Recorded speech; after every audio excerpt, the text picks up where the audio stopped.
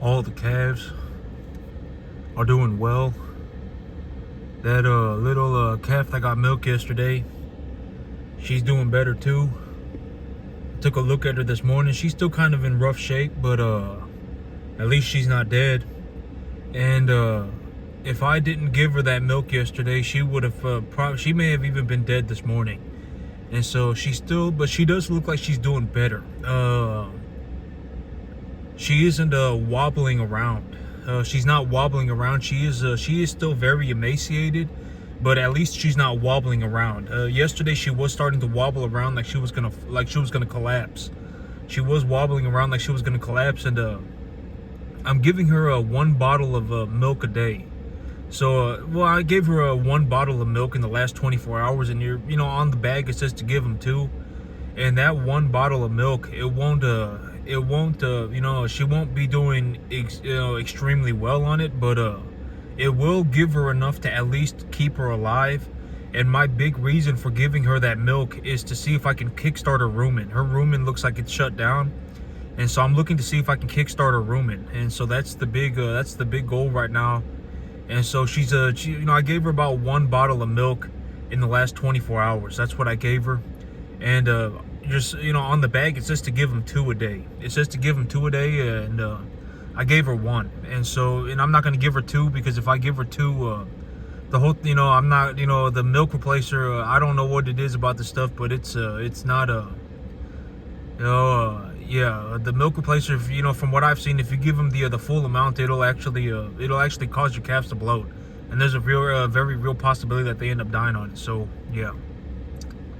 So I figured that something interesting that I could talk about today is the idea of me making $2 million a year. And if I lived on $500,000 a year and I just invested my $1.5 million at 10%, that would make me effectively that would actually put me in a situation where I have about $1.75 billion liquid money effectively.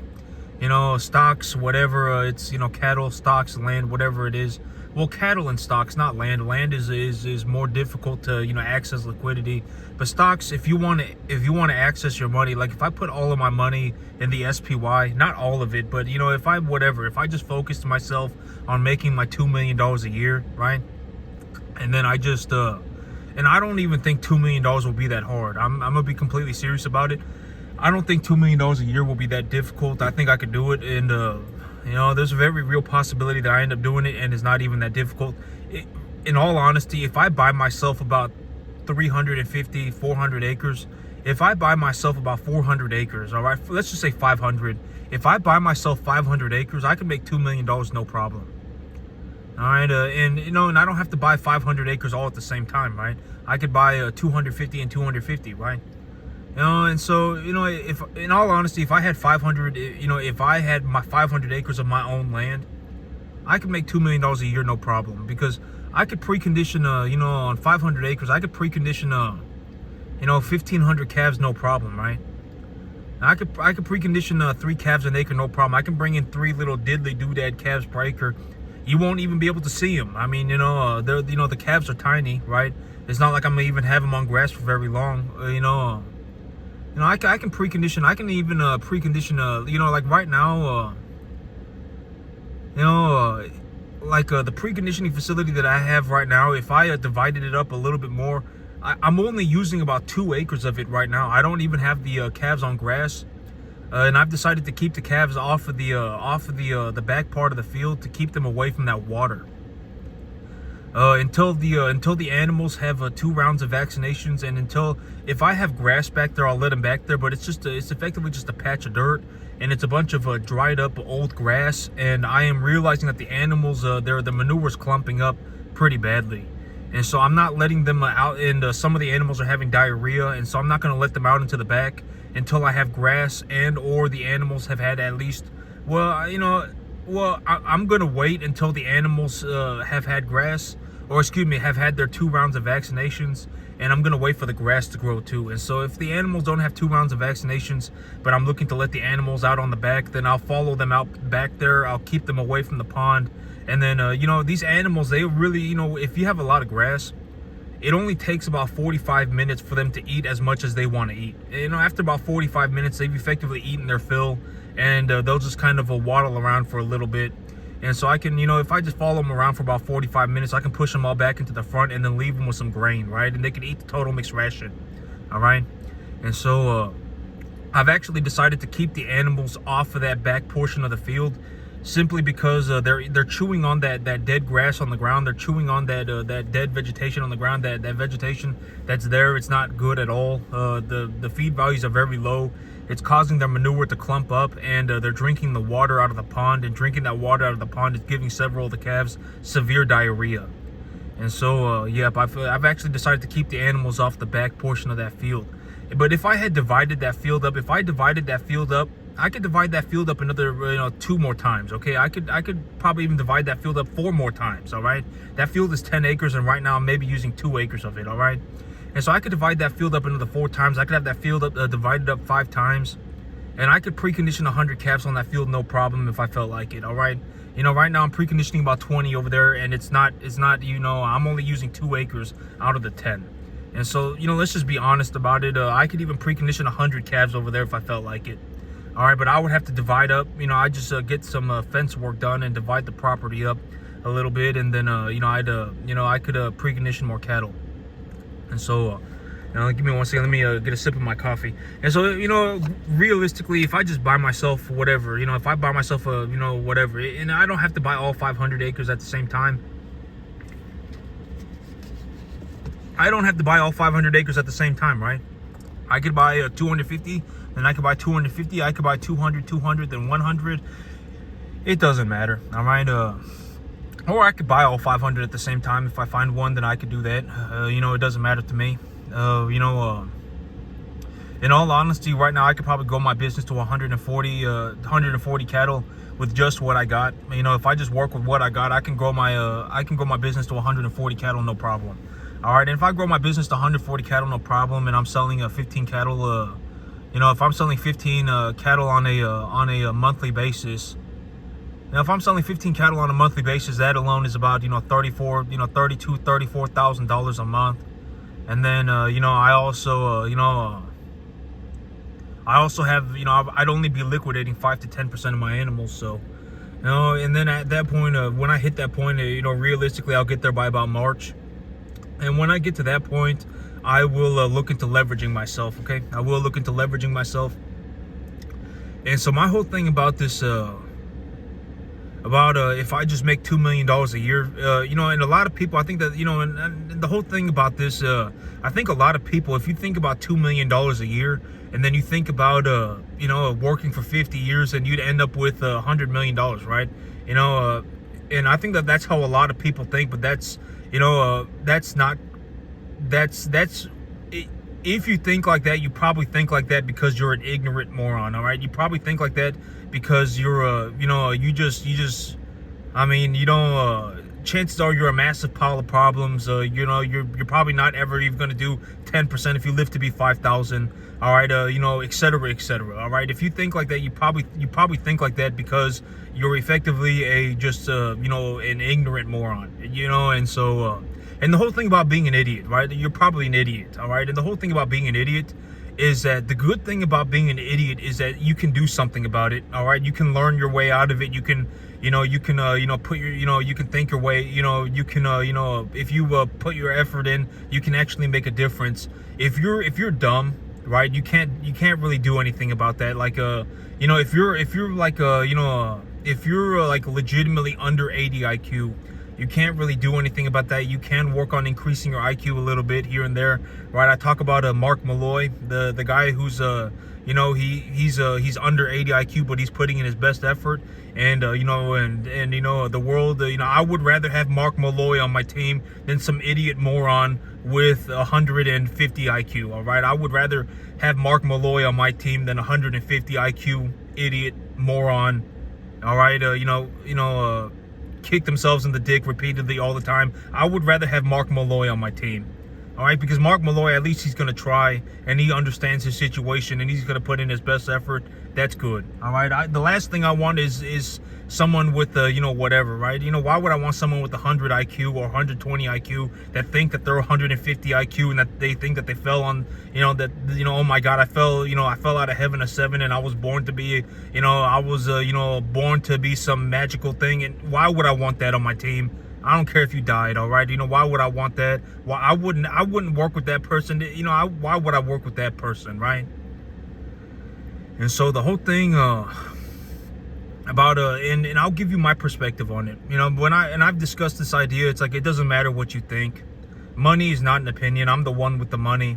Money's not an opinion, all right? It's not an opinion. No one cares about an opinion. If you have a bunch of opinions and you have no money, then that's kind of pathetic, and you really don't want to be in that situation. All right, maybe you should put in your efforts somewhere else other than kicking yourself in the dick. All right, maybe you should put your efforts in somewhere else, because it's like, why would you? It's like and I've talked about this whole thing. It's like the whole thing about this is that when you take a look at it, it's actually kind of sad. The whole situation, it's actually kind of sad. You have a bunch of average people that went, it's like if you're average IQ, you can effectively learn how to do anything. You're not going to be the most creative, most ingenuitive person, but you can learn how to do just about anything. And it's like, and it's like, forget what I'm doing. Why, forget what I'm doing. If you manage to, let's just say, even if you only manage to do $50,000 a year, if you manage to make yourself $50,000 a year, for most people, granted that you're not a moron, that would be enough money to drastically improve your life. And then you can just work on getting better from that point forward, right? You really want to put yourself in a situation where at least you can fend for yourself. You don't want to be in a situation where you think you're some magical creature and that you fell out of heaven a 7 and that, your life is going to be a magical journey, and then you can't even fend for yourself. You end up losing all your money. You barely make enough money to get by your entire life, and you never get better. You don't want to be like that. All right. And I'm not saying this to be a malicious person. I'm not saying this to be a prick to anybody. I'm not saying this to whatever about it.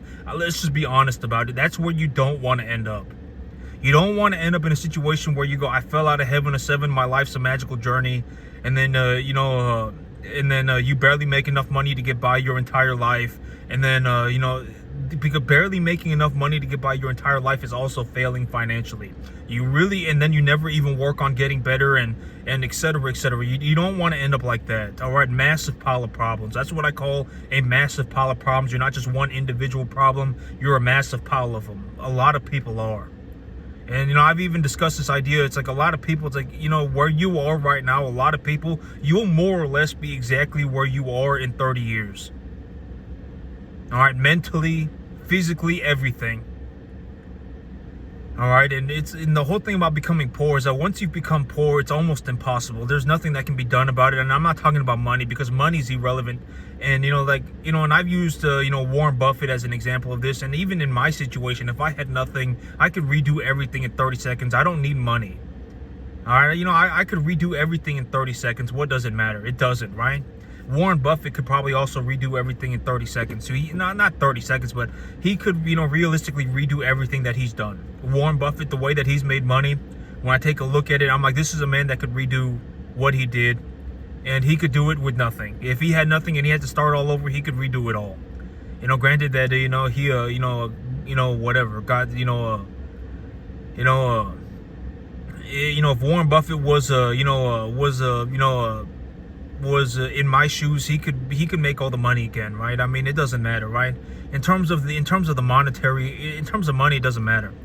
And so, but a lot of people, you got to understand that the amount of money is irrelevant. And a lot of people, I think that when I think about when I introduce this idea, if I just make $2 million a year and I invest 1.5 million of it, I could still live a very comfortable life on $500,000 a year, and I would still end up becoming a billionaire in the next 50 years, right? If I just made a 10% return by investing that money in some kind of an ETF, I could even invest in something like the QQQ technology ETF, or the VOO or the SPY for the S&P 500, whatever it is, right? I could just invest in that, and then make my 10% a year. I could just divide up my money between the QQQ and the SPY or the the VOO, divide my money up between those, and then just call it a day. Average about 10% a year and just call it a day, right?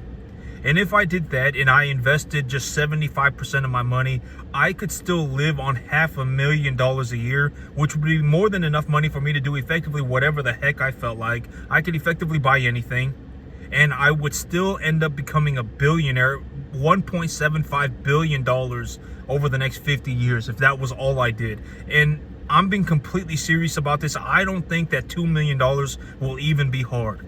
And so let me introduce another idea. The idea of the commodity market.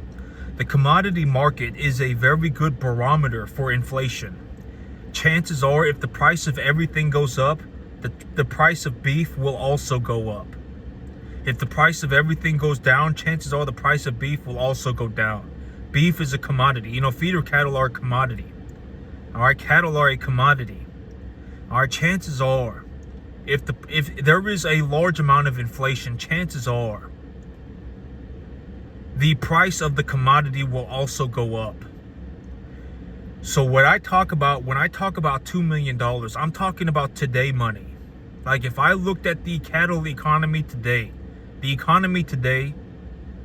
I could make $2 million a year with very minimal problems. I would, in all honesty, if I just bought myself 250 acres, and then later in the year I bought myself another 250 acres, or I bought myself 500 acres. If I just bought myself 500, what does it matter if it takes me 1 year, if it takes me 5 years? What does it matter? It doesn't, right? Because the amount of money that I make is already very substantial. I already make enough money to effectively buy anything on the entire planet. When you watch me running cattle, you're effectively looking at one of the best balance sheets on the entire planet. I effectively make more money than anybody on the entire planet, just about, and they could be doing anything. I make more money than effectively anybody on the entire planet. All right, just about. And so, the idea of 2 million is that I would bet that I can make $2 million of today money without very much issue at all. There will probably be inflation over the next foreseeable future, over the next few decades. There will probably be inflation simply because of paper money and just how the economy functions, a debt-based economy. All right? There will probably be inflation. And so if the price of cattle go up, let's say that there is 2% inflation for the next 50 years. So that's effectively, let's just say $1 is now, everything costs 2.5 times as much.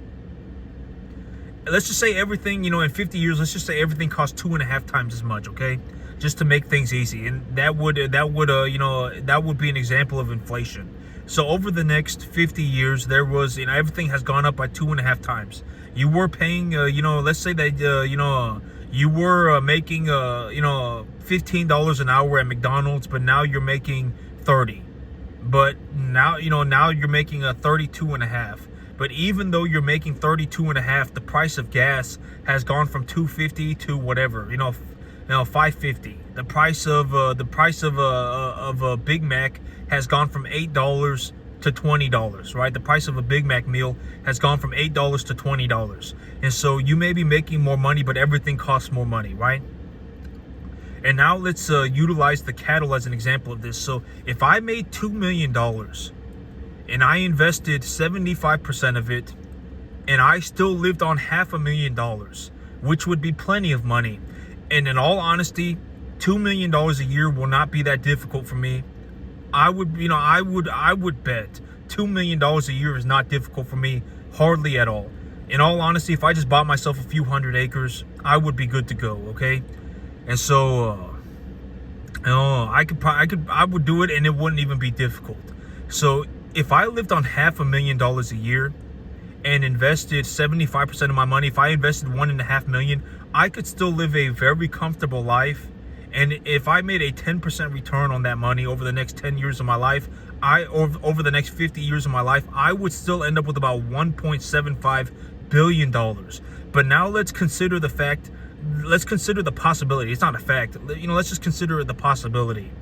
Let's just consider the possibility that everything goes up by 2.5 times over the next 50 years. There was 250% inflation accumulated over the next 50 years.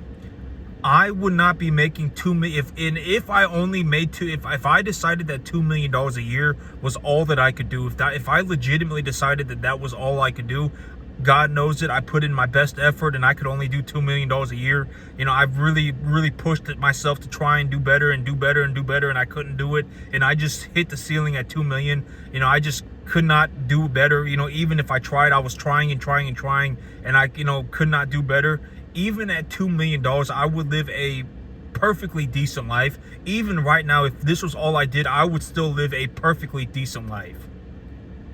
All right, I would live a perfectly decent life if I sold 5 and I kept all the money from selling the 5 and I just used debt to buy 6.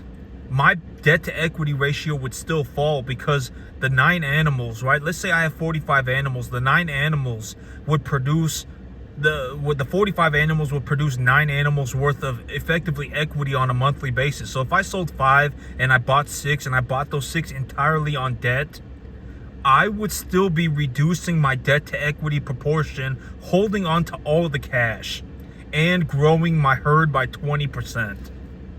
All right, so even if this was all I did for the long foreseeable future, I would still live a perfectly decent life. I wouldn't have to worry about money forever. All right, I wouldn't have to worry about money forever. I could just grow my business by whatever, 20%. Unless I just grew my business by 20% a year, right? I could just grow my business by 20% a year and whatever, right? It wouldn't matter to me. I would still have plenty of money. I wouldn't have to worry about it. Chances are I would still be putting money, I would still have an excessive amount of money, all right? So what does it matter? It doesn't, right? And this is also what I mean by I'm not concerned about the money. Why would I concern myself over a piece of paper? There's a very real possibility that even if I just barely tried, legitimately, if I barely tried and I barely tried for 50 years straight, I could legitimately end up with like $1.752 billion, and that would be today money. Like, imagine if I had $2 billion today. I could buy anything, right? I could effectively buy anything, right? And so why would I concern myself with money? Even if I only ended up with 10% of that money, still at $200 million today, I could effectively buy anything. What does it matter?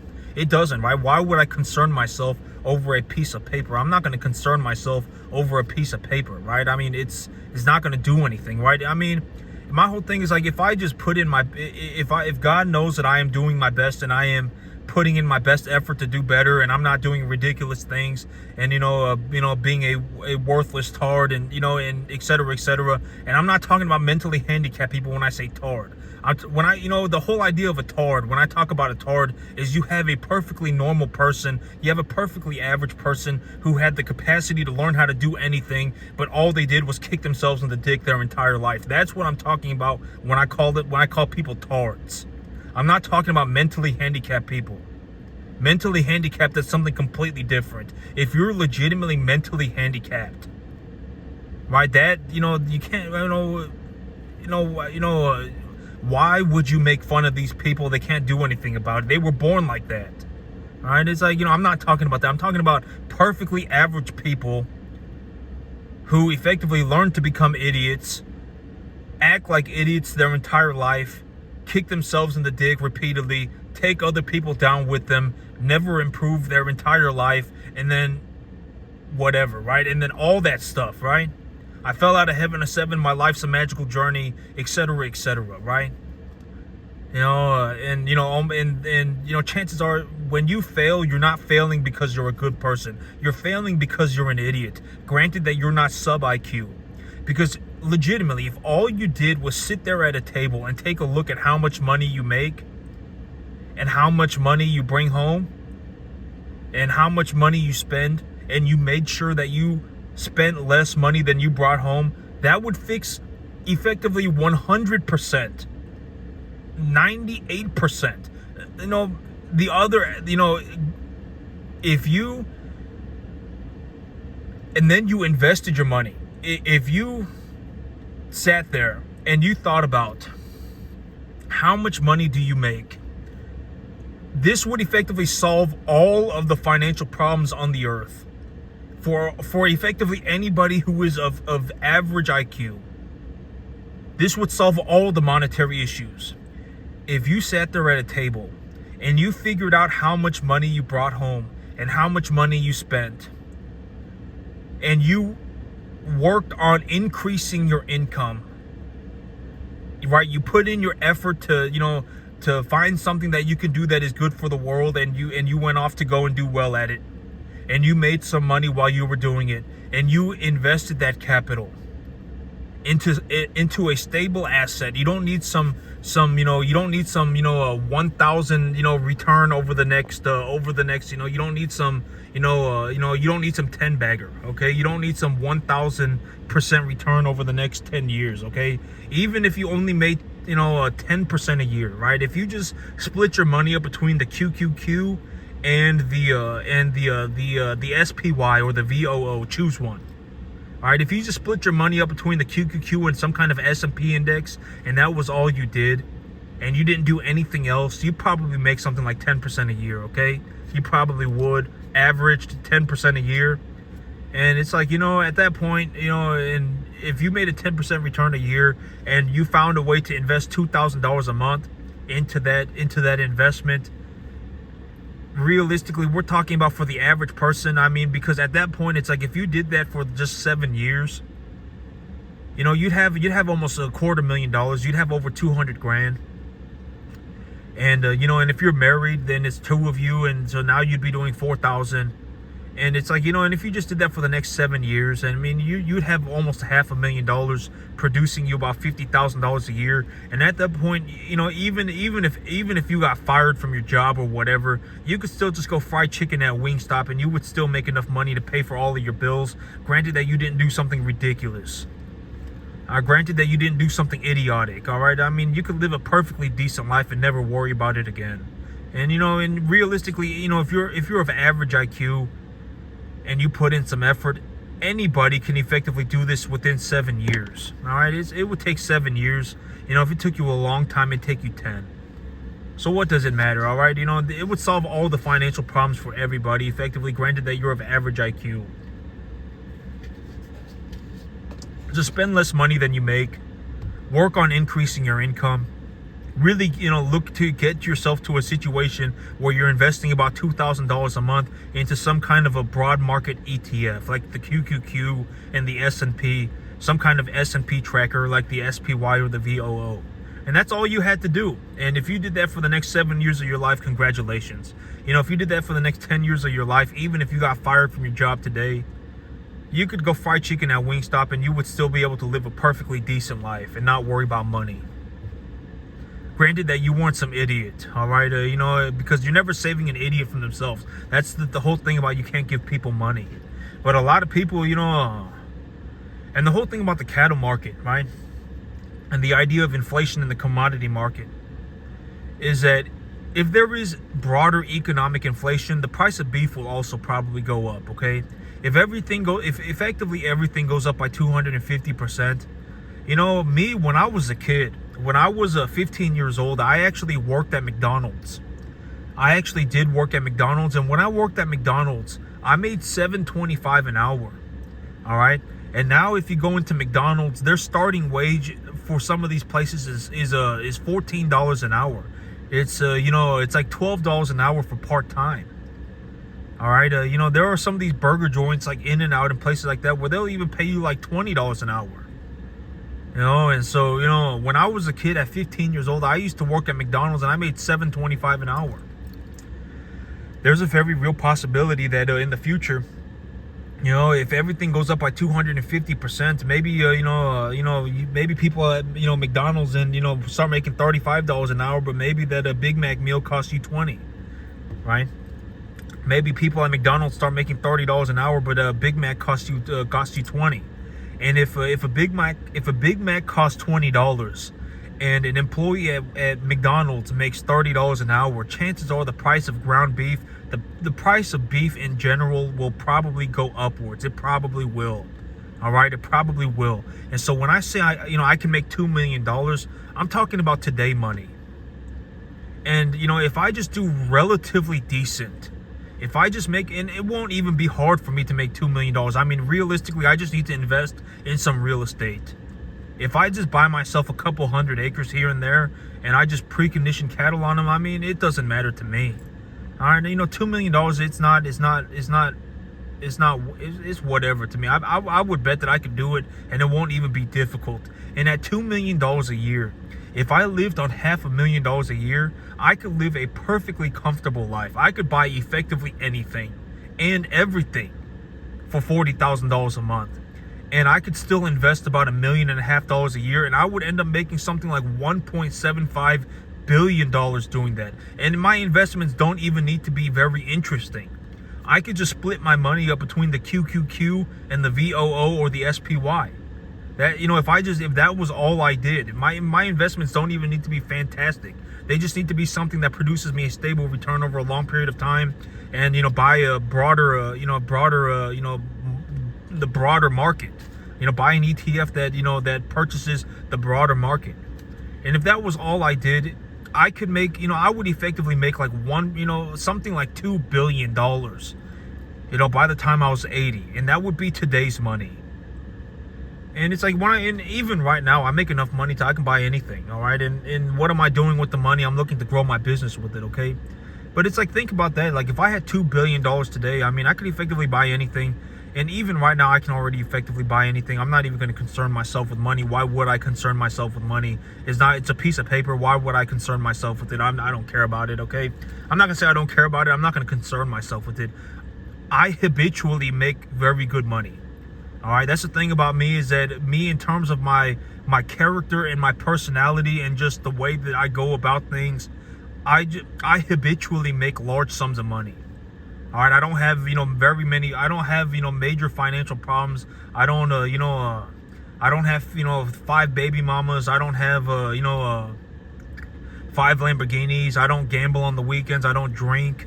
I don't do drugs. All right, I'm very committed to my business. I am looking to do better for myself, and I'm not selling my soul to the devil for money.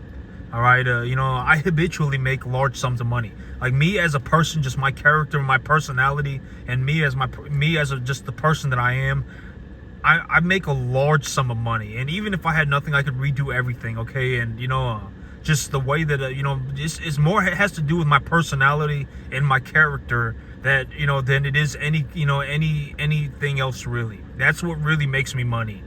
All right, it's not my extreme intelligence. It's not my whatever. It's not my willingness to sell my soul to the devil. I don't sell my soul to the devil for money. It's my character and my personality. I just don't have any spending problems. I don't have major spending problems. I don't throw Hail Marys into the middle of nowhere. I fundamentally understand how to make money, and even if I had nothing, I could redo everything in 30 seconds. So what does it matter? All right.